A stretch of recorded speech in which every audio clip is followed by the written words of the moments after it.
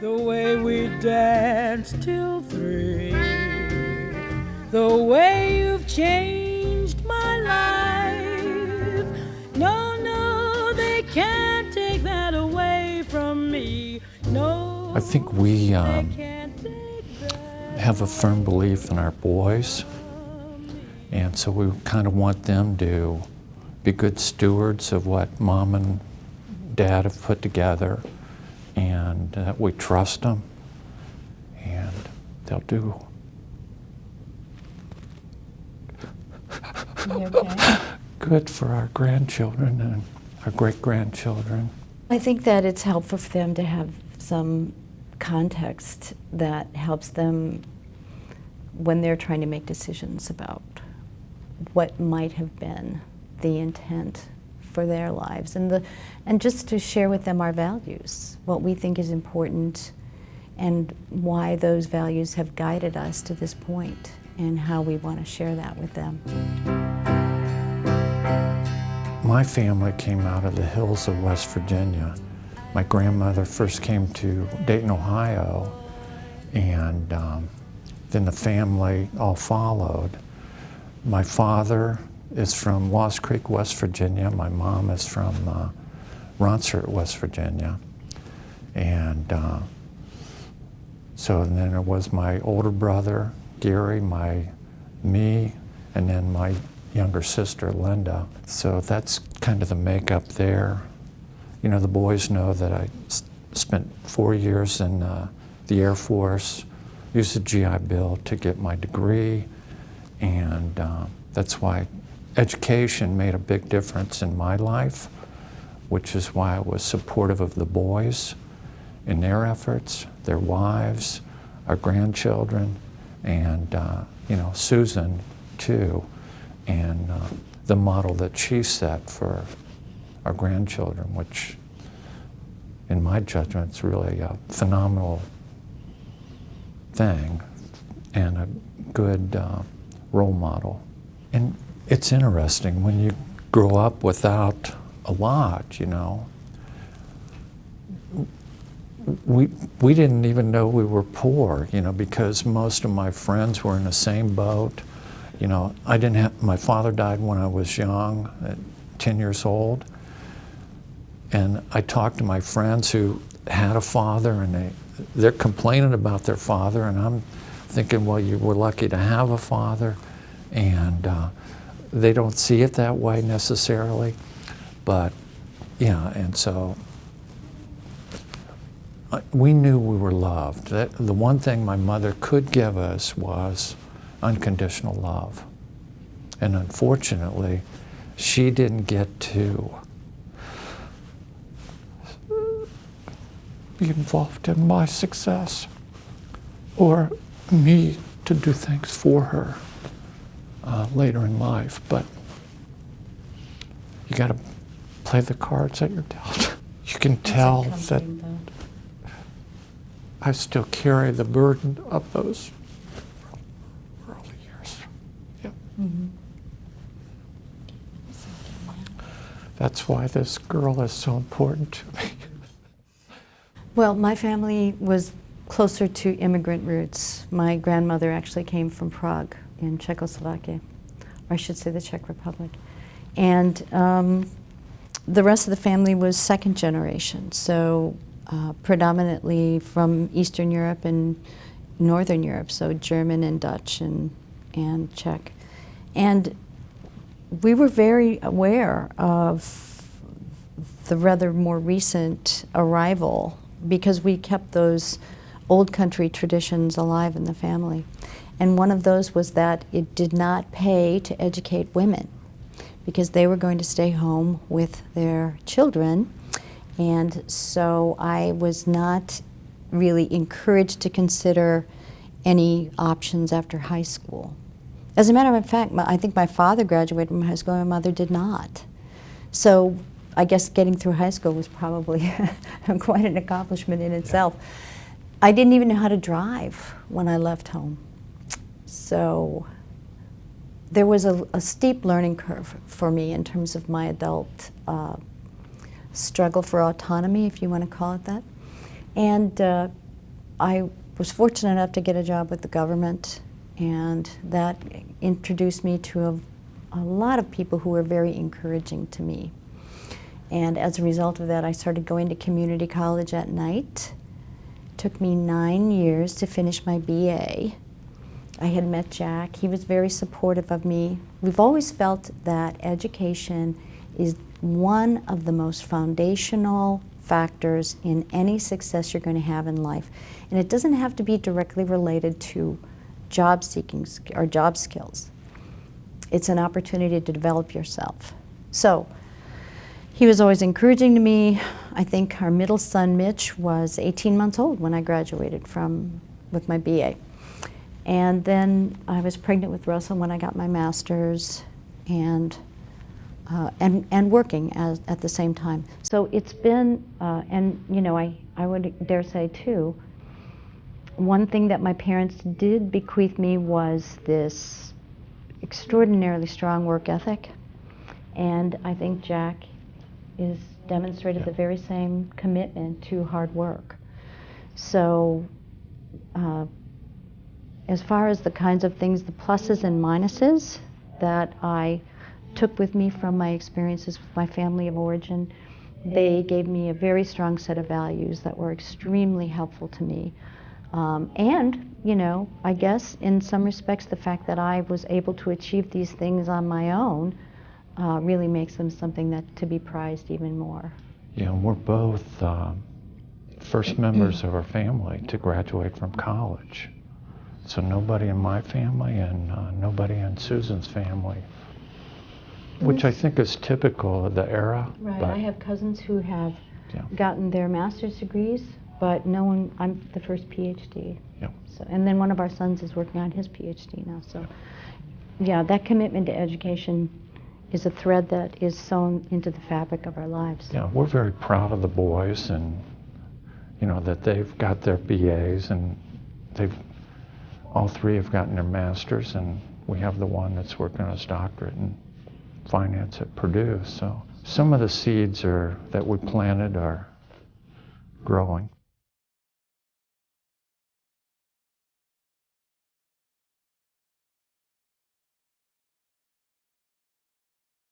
So we were married 27 years, and then we split up. And that was at the point at which I went back and got my PhD and started what I would call my second career, as it were. And we were apart for 10 years, and then we remarried in 2016. But we were back together for a couple years before that. So if we were to tally everything, we were married in 78. This would be our 40th year. So I guess we can say we were married 40 years because we were married in the Catholic Church, and the Catholic Church doesn't recognize divorce, so we're stuck with each other. Really good for Susan. You can tell how beautiful she is and how accomplished, and I love her smile. Well, and she's perfect for me. We have, throughout this experience, whether we were in the same house and living together or whether we were apart, we've had an opportunity to influence each other's growth in positive ways. And that's probably, I wouldn't have been able to do any of the things that I accomplished, whether it was the BA or the master's or whatever, or any of these jobs I've had, or were it not for Jack and what he's offered our family. Yeah, and you know, I think there's a certain amount of luck, too, that is involved.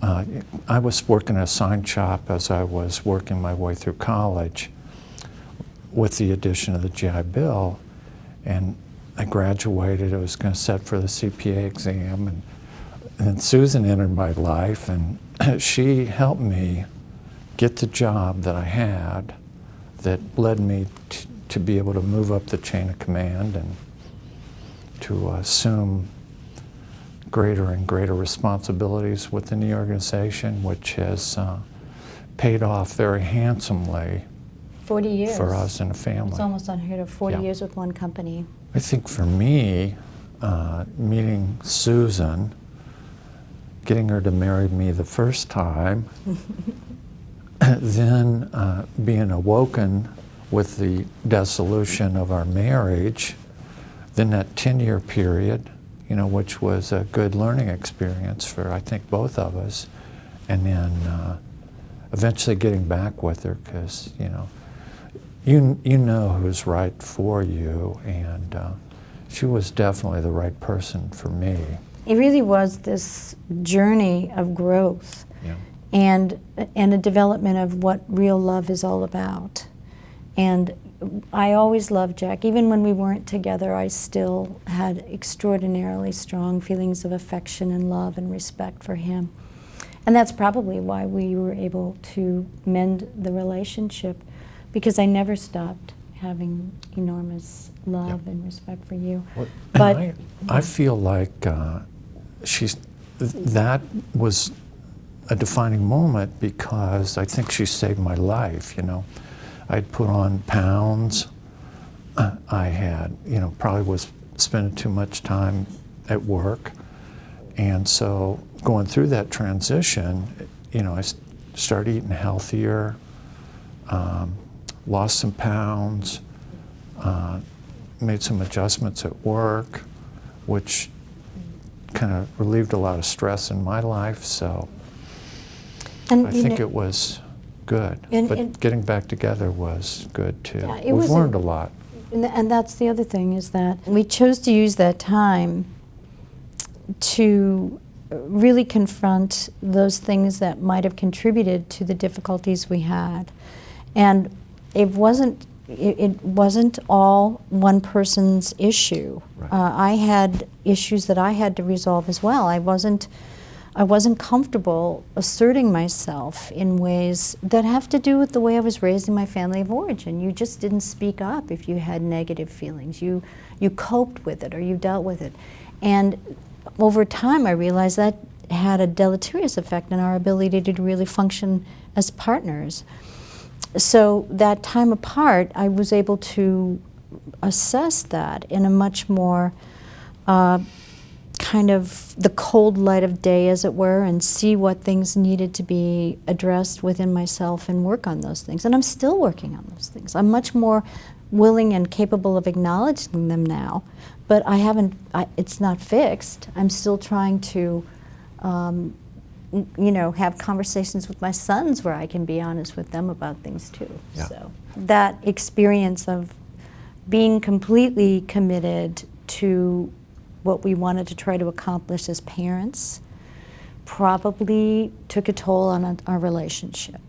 And that as we moved through that, there had to be a reckoning, and we came to that point. And I'm not sure, I mean, some people, I have a friend of mine who said, I said, you know, we had gotten divorced, but now we're getting back together. He says, yeah, my wife and I did that, but we just didn't go through the divorce part of it. So there was this, you know, period of time when couples, I think, experience this kind of fractiousness and this discomfort and restlessness, and they just stick in there. I didn't feel like I could accomplish it that way, so I went off and I did some things. But I have to be honest with you, I have no regrets about that either. I said to Russell one time, you know, I feel badly because now your dad and I want to get back together, but we're apart, because I was still working and he was still working. I was in Virginia. And Russell said, Mom, don't second guess yourself. It was a good thing for both of you. Yeah. You've both grown. And that was the key. We both were invited to growth, and we both accepted that.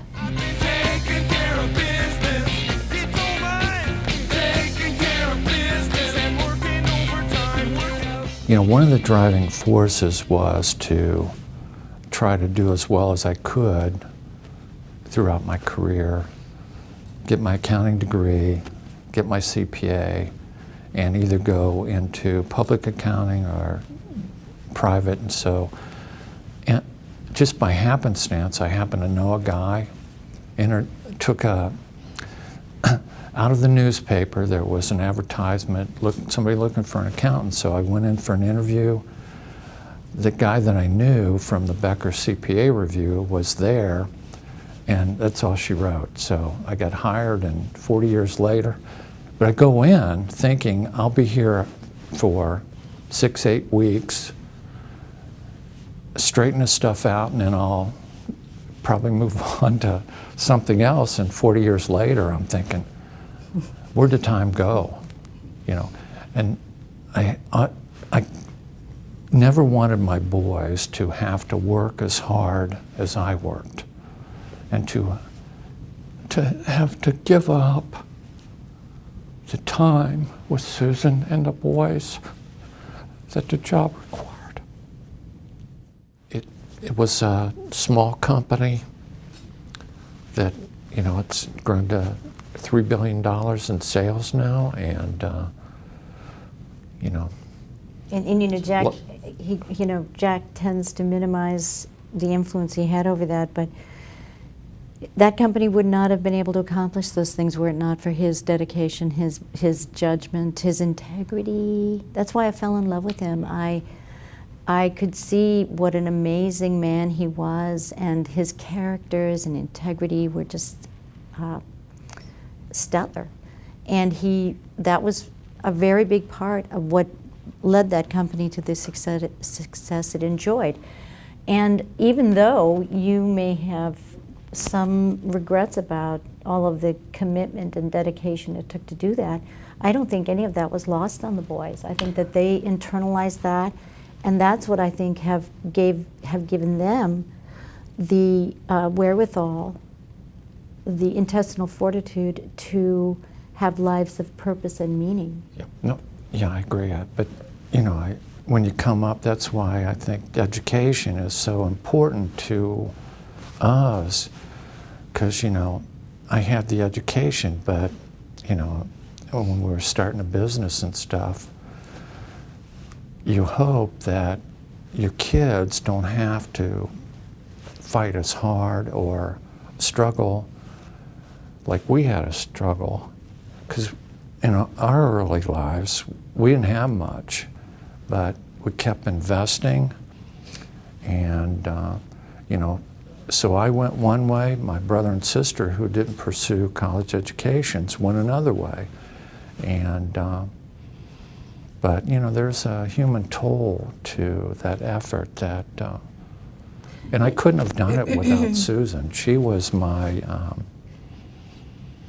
rock. She was what I needed, and her support. Well, and you know, made it happen. I don't think you can minimize the burden that put on Jack, though, too, because even though I was working, I had a job with the federal government, so I was moving along up the ladder, as it were. I never thought about money. That was never a motivating factor for me. I liked all of the things that came with being employed, and you know, the benefits and things like that. Although I really felt conflicted about having my children in child care and things like that, especially when they were little.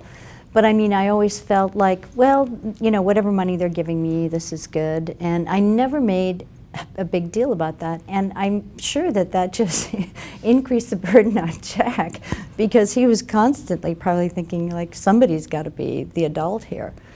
I remember one time I had written a poem, and I'd sent it in, and it was going to be published. And they called me to say that they were going to publish it.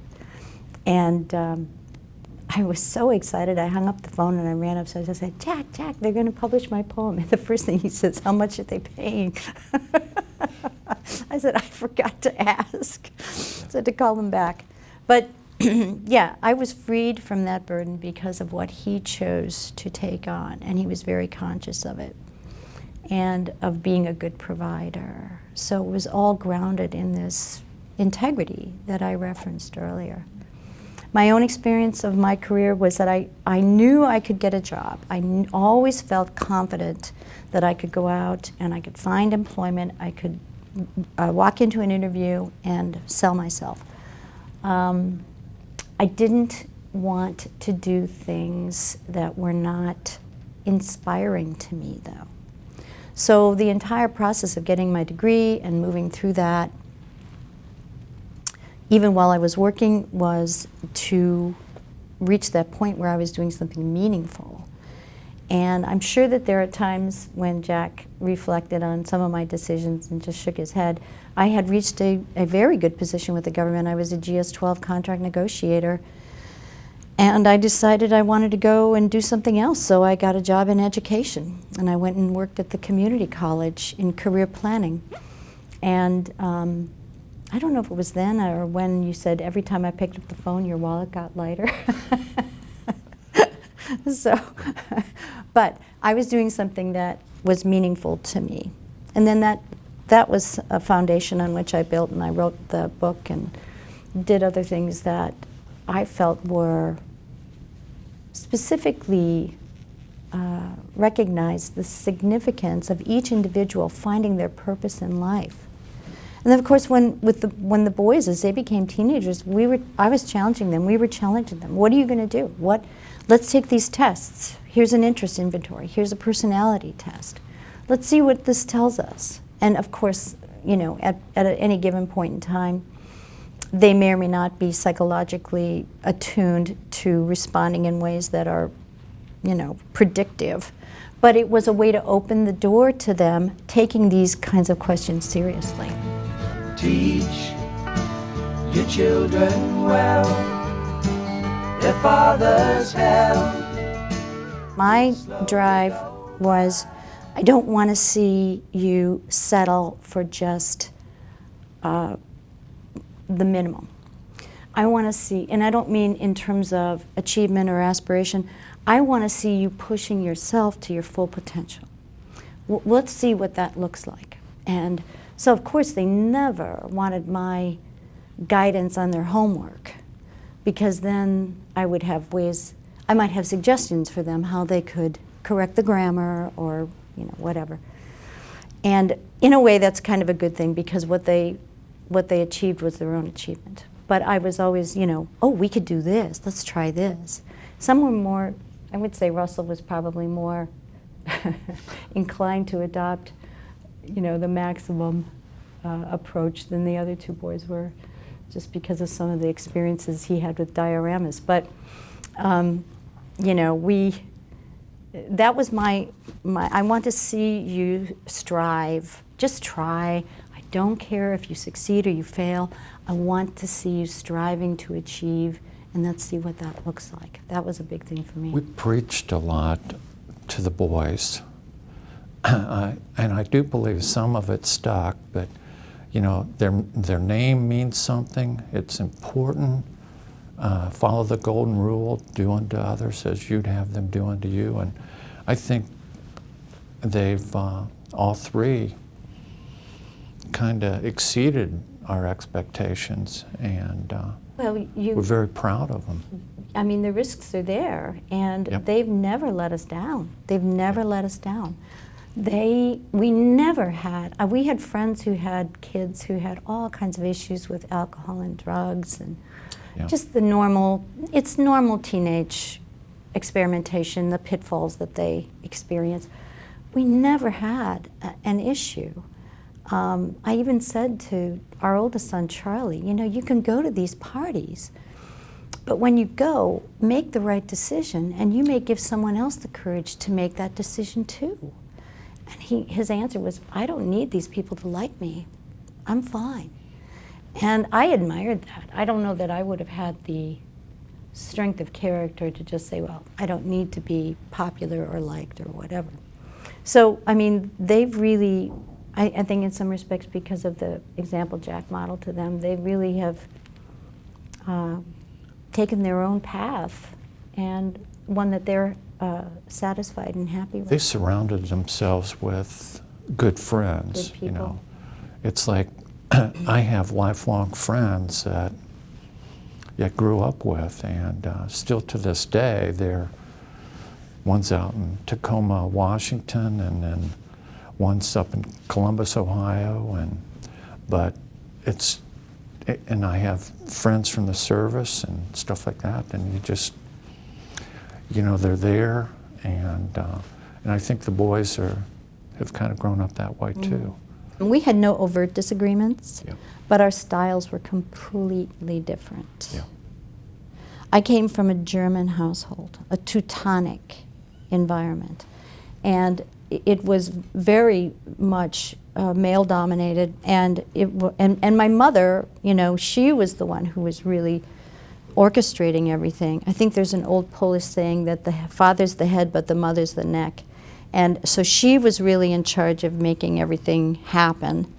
And a lot of what she did was run interference so that we would escape our father's disapproval. So we were very tightly controlled. And it was done through a variety of means, mostly a very overbearing process where we weren't allowed a lot of decision making.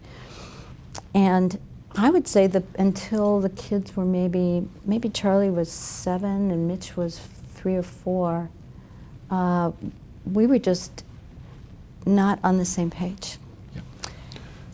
And I think my style was I kind of lived my life through the boys, you know, so I would buy things that I couldn't have when I was a kid.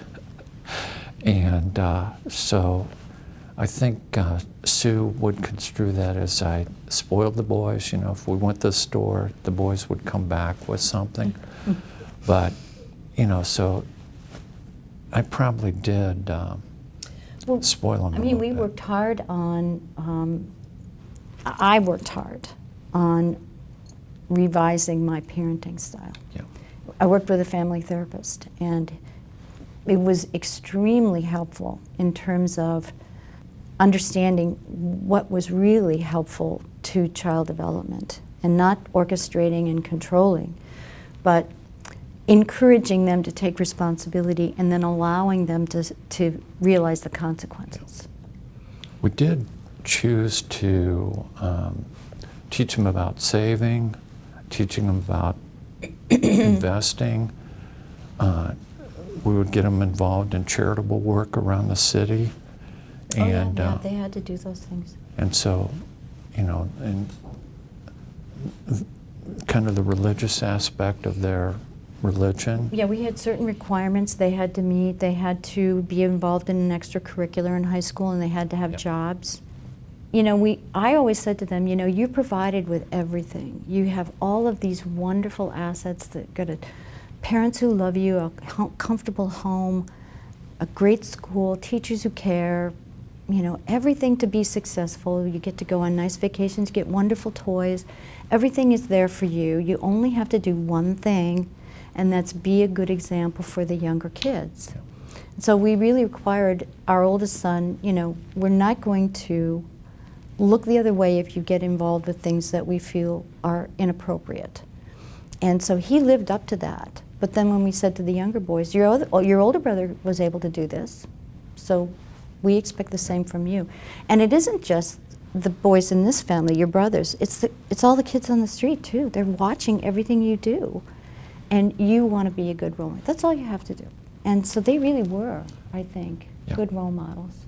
Yep. And we even hear from people that, parents who were raising kids with us, and they comment on how amazing Good the the boys kids are. turned Yep. out. They say, what did you do? How did you do this? You know, they did baseball, soccer, Yeah, they were all football. involved with sports. Yeah, they're track. Yeah, so they were involved in sports. We did some coaching. You did a lot Yeah, of I coached coaching. soccer. Sue would take photos of sporting events, When they were in high school. yeah, and write little articles for the Oakwood Register. Yeah.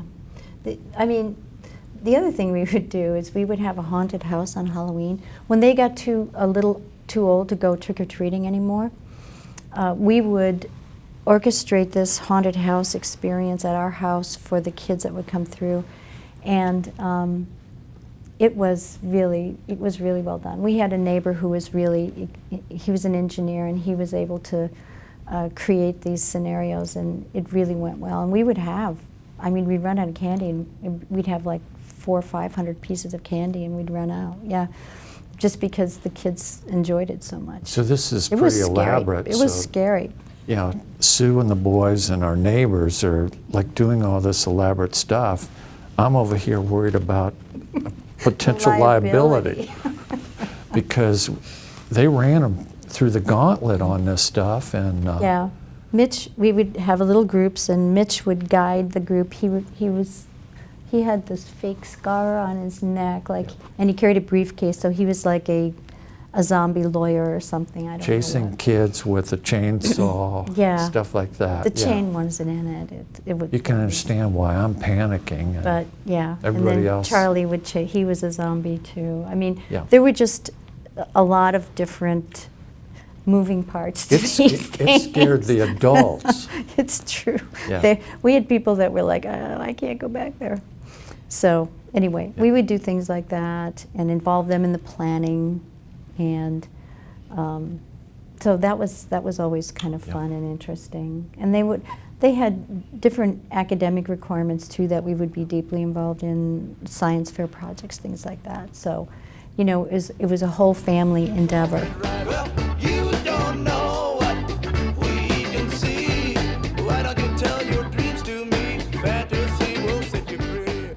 We went out to the Grand Canyon, and then we went, I think the year after that, we went, and then we had a beach vacations down in St. Petersburg, things like that. But then we went to Washington D.C. and that was miserable. We went home early. It's the first time we've ever bugged out on a vacation. Well, They if call the it, like, boys were forced here, marriage. they would be talking about their mom taking them on baton death marches to go to museums, to do this, to do that.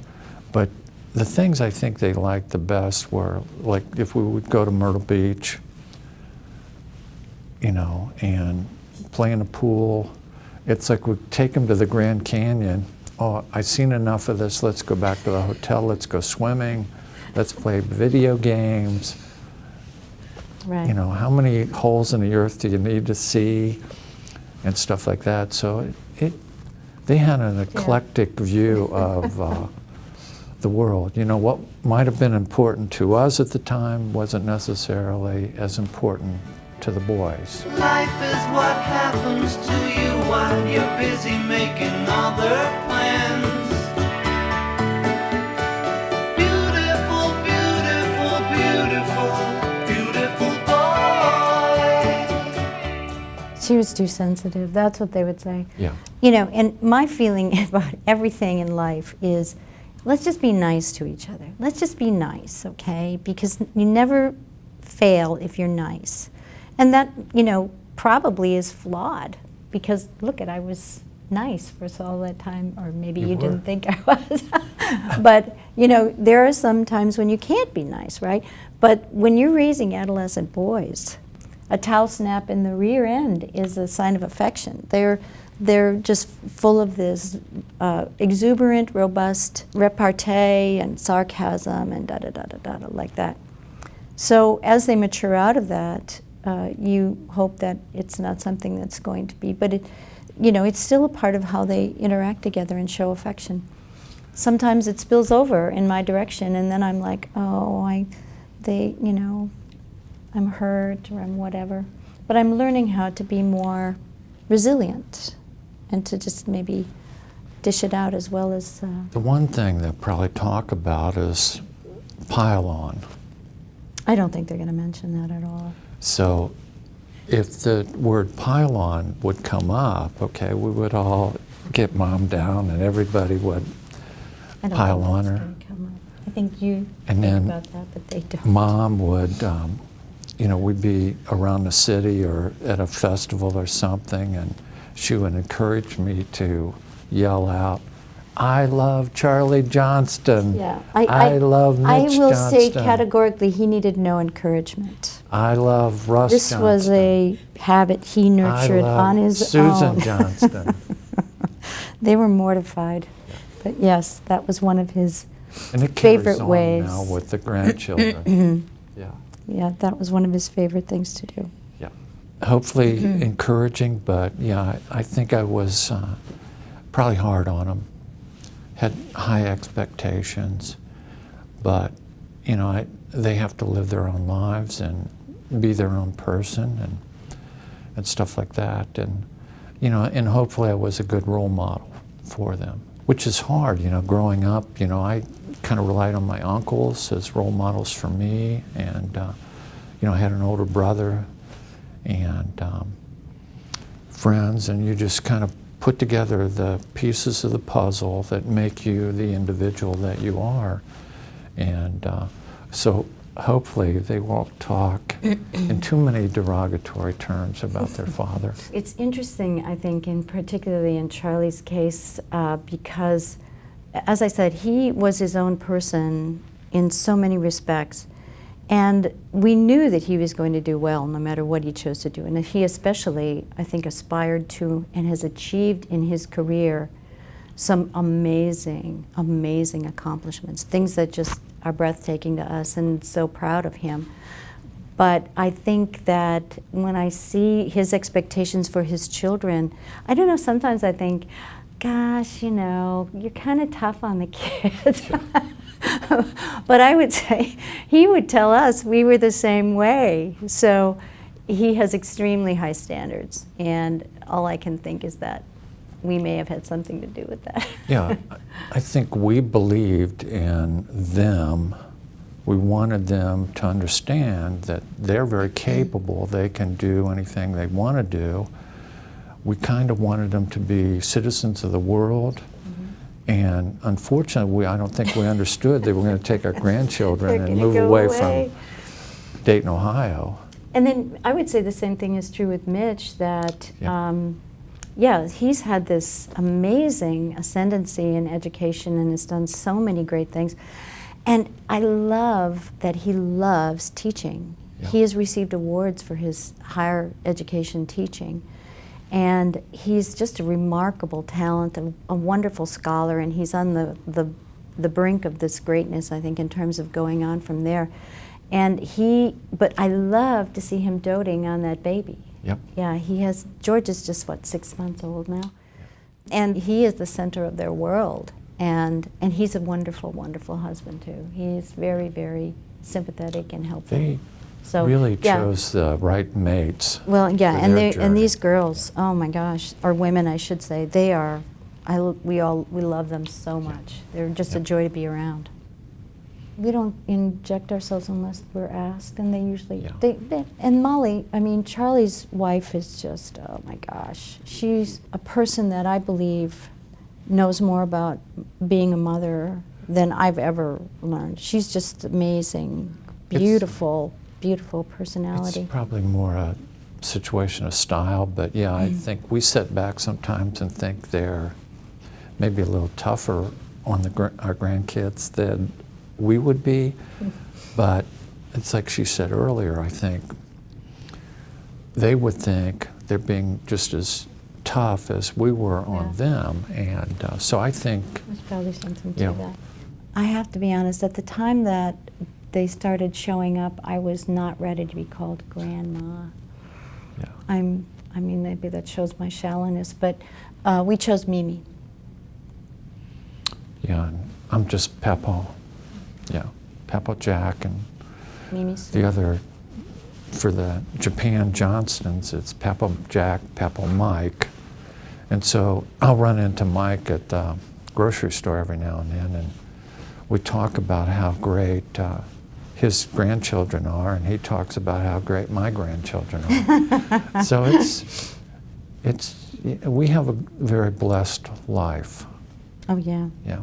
I have had the opportunity to build relationships with the grandchildren, particularly with Samantha, about this issue of career planning. Yep. She's a teenager now.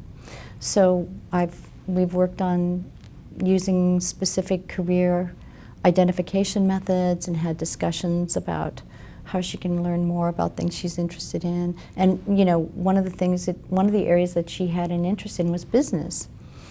So I said, well, who you should talk to about that is Aunt Chloe. Aunt Chloe is quite an accomplished businesswoman. So it was a neat way to not just enhance my relationship with her and to give her some tools to work with, but to build this conversation with her aunt, which was kind of cool. Yeah. We're very lucky that our boys they're good boys. They have achieved their educational goals. They married wives that we love. Mm-hmm.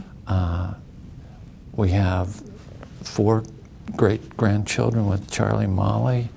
We have little Georgie now with Mitch and Megan, and hopefully we're going to have something here with Russ and Chloe. Yeah. And so, you know, we're like most families, we're very lucky that, you know, we've been able to achieve these things and then allow the legacy to help our children and then hopefully our grandchildren, our great-grandchildren. A new day, a new way, and new eyes to see the Lord.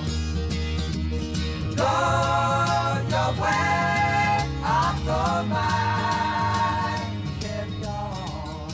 It's kind of hard for me to say, so I would hope that they would choose things that are more important to them than necessarily things that, you know, I'm involved in.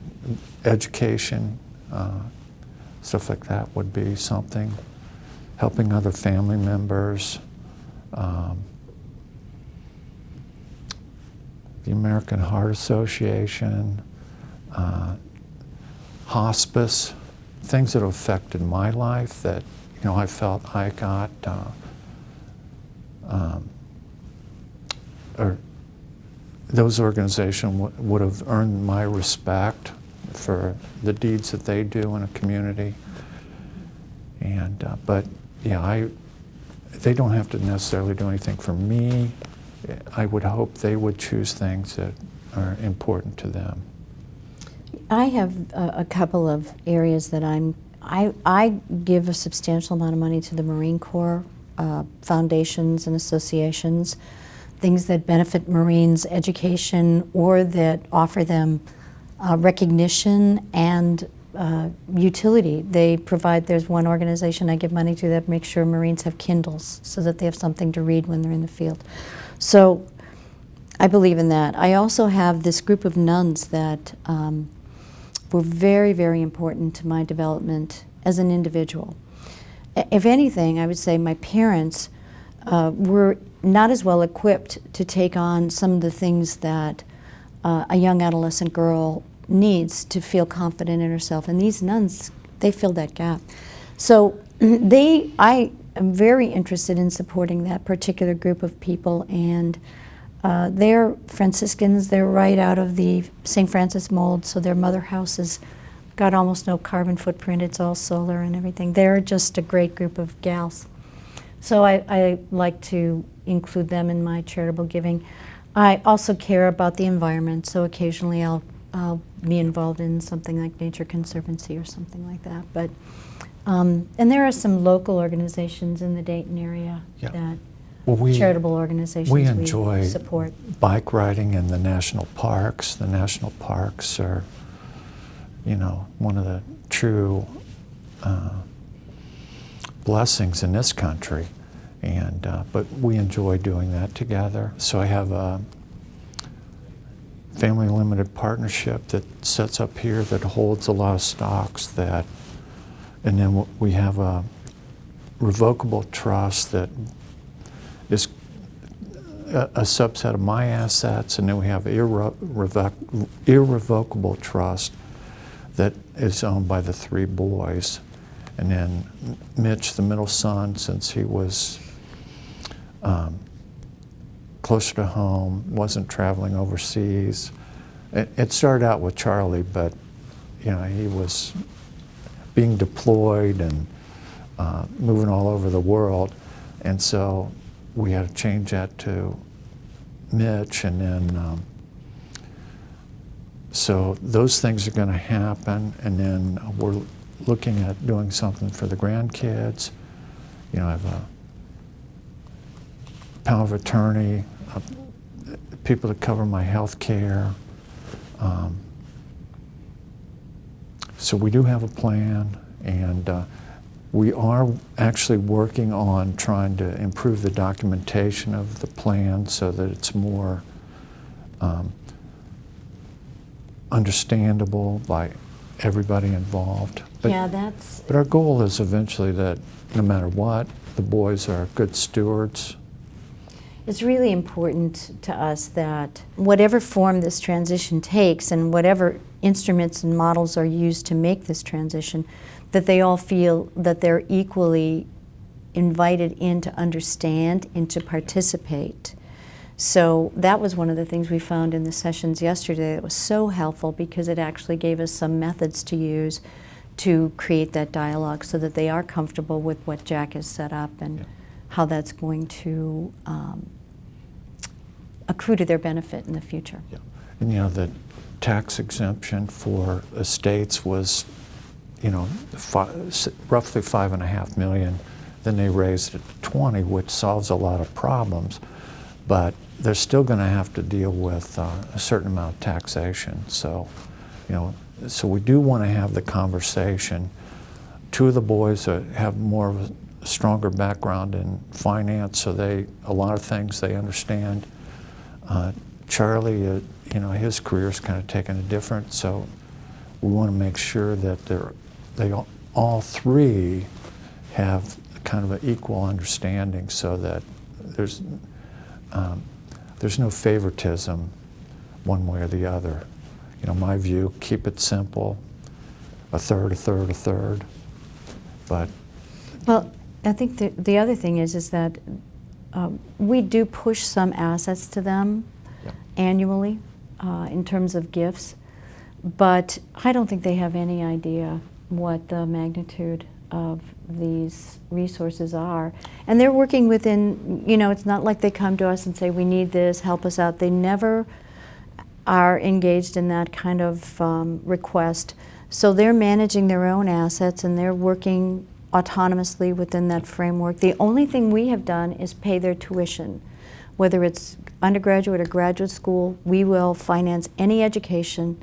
We've recommended and offered that for our daughters-in-law as well. Anyone wants to go back and get master's degrees, please step forward. So, but in terms of the magnitude of the responsibilities associated with this wealth, I don't think they fully recognize it. I mean, when Jack tells me how the amount of the tax that we paid last year, it just kind of takes my breath away. And we're not opposed to taxes. We love this country, and I see the benefit of that tax in my career, in the careers of the Marines I worked with. So yes, but it's a big number, and I think they would be shocked if they saw that number. yeah, I think that a lot of the sessions have allowed us to get other ideas that we can try to keep peace in the family, because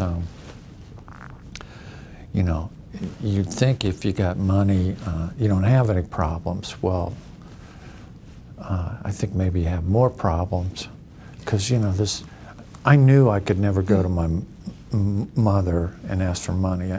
If I wanted something, I was going to have to go out and work for it, or do something to further my desires. But you know, and the kids, you know, I think they've done well on their own. Yeah, they don't come back. And so this is kind of a add-on benefit for them. Well, and one of the things that prompted us to participate in the Mosaic Conference, when Russell was getting his MBA at Kellogg, he took a class on family, I think family-owned organizations or wealth transition. I'm not even sure. Office. Was that what it was? Yep. And one of the case studies that he was most affected by was the Pritzker families, the challenges that they experienced in the second generation. And he expressed a lot of concern that we become more engaged in recognizing how this could be a challenge as we left and this was left behind. So I think John Welch, who's just been so great, just amazing asset and resource to us, just so helpful and so kind and patient. But he says that transparency is the most important thing. And I think I agree with that. And as much as we can share with them that they can digest, or whatever we have to do to help them digest it, I think we have to take the responsibility for that now. You know, we heard the stories yesterday about brother suing brother and all this stuff, and you know, if we have one desire, that our desire would be that the boys have a loving relationship forever, and same thing with the grandchildren, as cousin to cousin, that they stay informed, they have fun together, they are supportive of each other, and well, in establishing a tradition in which everyone comes together for the purposes of discussing and being open about these things, it's just like that conversation we had about working with Samantha. Yep. It builds my relationship with her, it builds her relationship with her aunt. So this is a great device we can use to leverage their engagement and set a model for them to take on as we end up, you know, receding. and the future that they will live through is completely different than the one that we live through because of just the global economy, the global world, stuff like that. So hopefully through their education, they'll be able to adapt to those things. Kind of see it as a dynamic journey, but have the family be the core and the love for each other. One of the decisions I made, and I don't regret this, is that I left my home where my mother and father lived, and I went out on my own. And that's how I ended up going to university, and that's how I ended up meeting Jack, and established my life in another location geographically. That required that my brother be the more engaged child. He enjoyed some of the benefit of that by having his parents close and grandparents close. But as they began to have health issues and his engagement was required to support them, I think he began to have a lot of resentment. So I said to my mother, you know, you really need to take a portion of the estate and make sure that you do something to acknowledge his additional support. And she said, no, that was never your dad's and I intent, it's just going to be equal.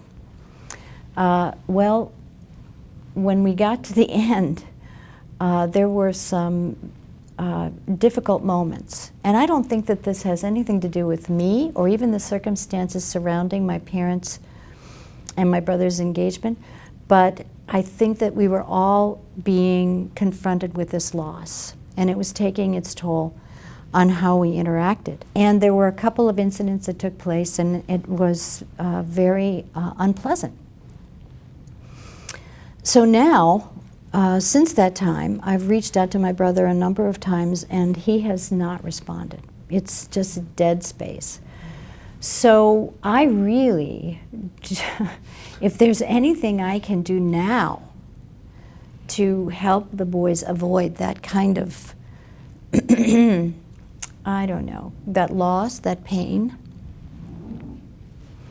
I'm more than happy to do that. I want to bequeath them with something that helps them maintain their closeness. And that doesn't mean we're all just so happy with each other all the time. That's impossible. But that even with whatever tensions might exist, or this issue with one or with another, or conflict or disagreement, that underneath that is this bedrock of goodwill towards each other and affection and commitment. So if there's a way to facilitate that, then I think that some of the tools we received from the conference yesterday will be helpful. My brother lived in Texas. He retired from the Air Force and had traveled around.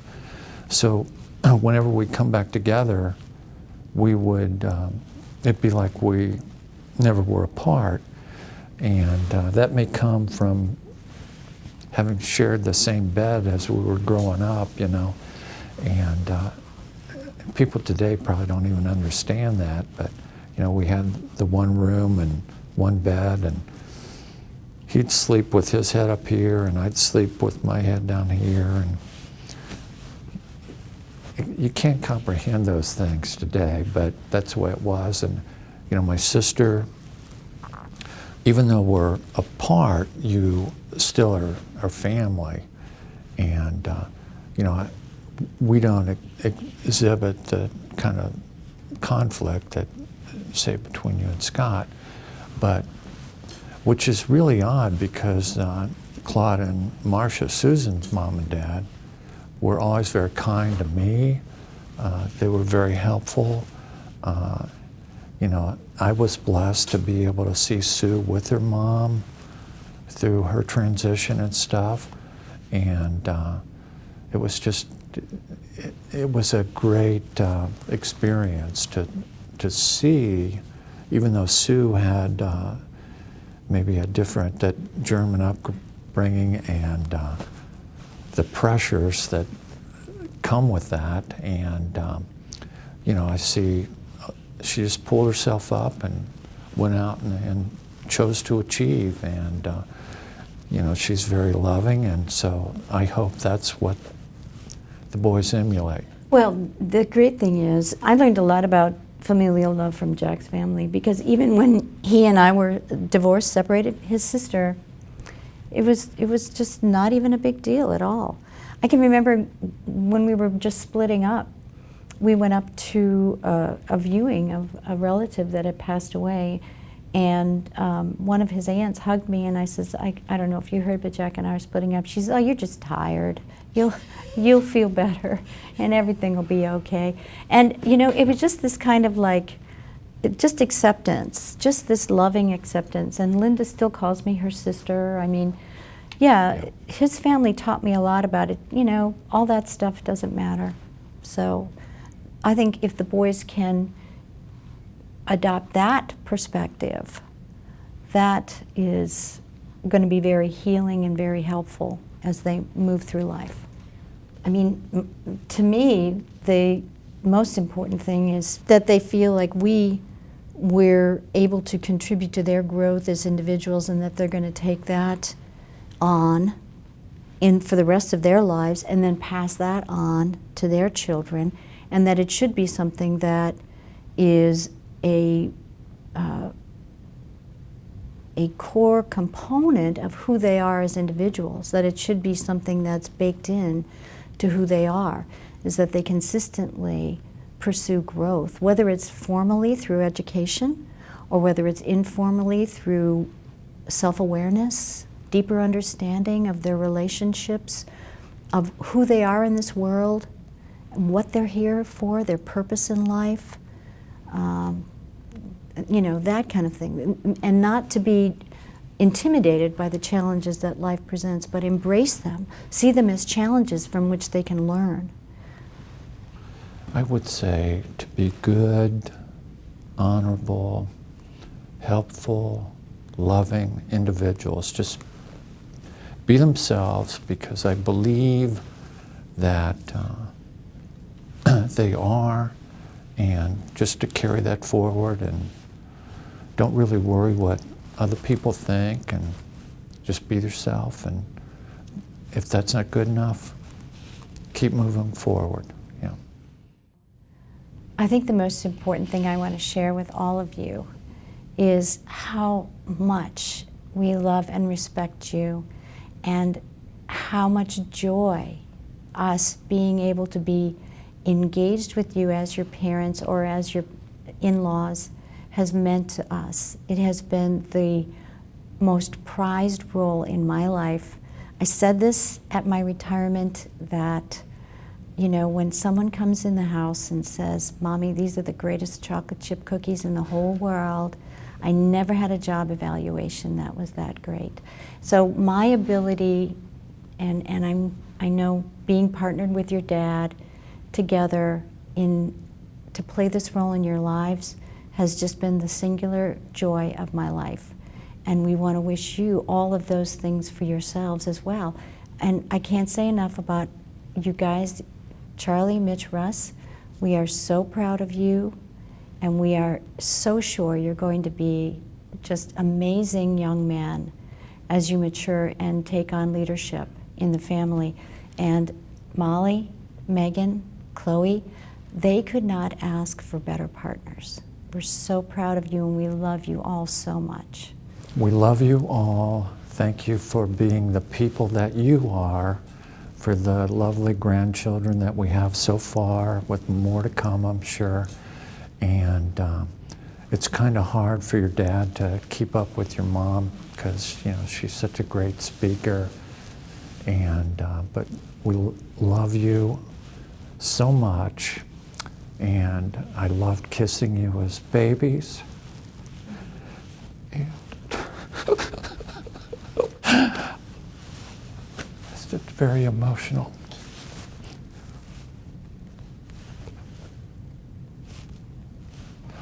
I don't know why.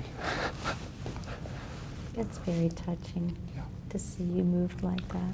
I think you just carry with you throughout your life these burdens and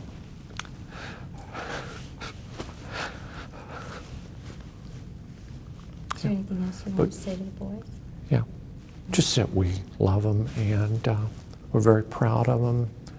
Thanks for the grandchildren. All the stories are true, and go out and shake it up. Be proud of yourselves. Yep. Carry on. Love is coming. Love is coming to